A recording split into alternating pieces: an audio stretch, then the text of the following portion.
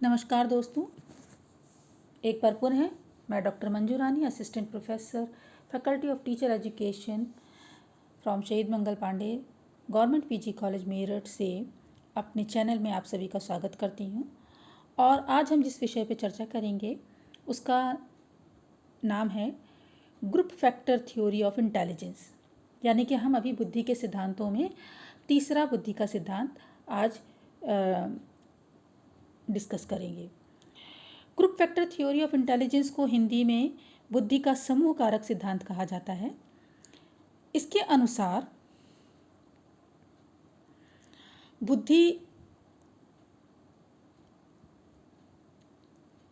का निर्माण स्पीयरमैन के दो कारक के सिद्धांत के आधार पर केवल दो कारकों से मिलकर नहीं बना होता, बल्कि इसमें तीन कारकों का योगदान होता है।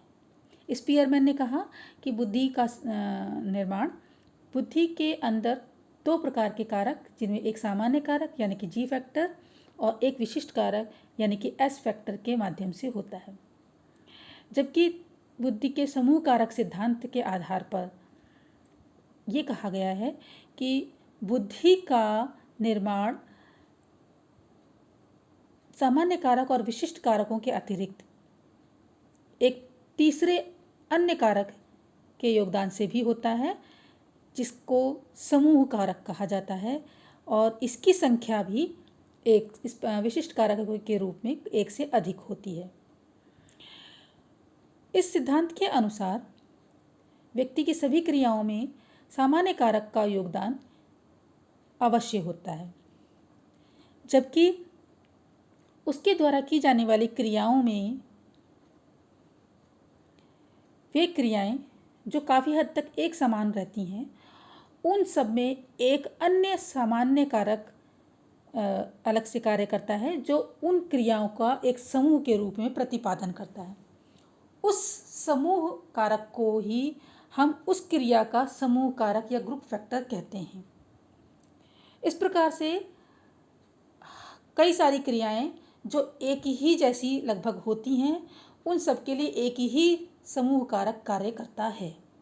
जैसे कि आप इस चित्र में देख सकते हैं, एक बड़ा गोला व्यक्ति की बुद्धि को प्रतिपादित करता है और उसके अंदर जी फैक्टर जो है सामान्य कारक को प्रतिपादित करता है, जबकि S1, S2, S3, S4 चार अन्य विशिष्ट कारकों का प्रतिपादन करते हैं, क्योंकि ये विशिष्ट अनुक्रियाओं को निर्धारित करते हैं।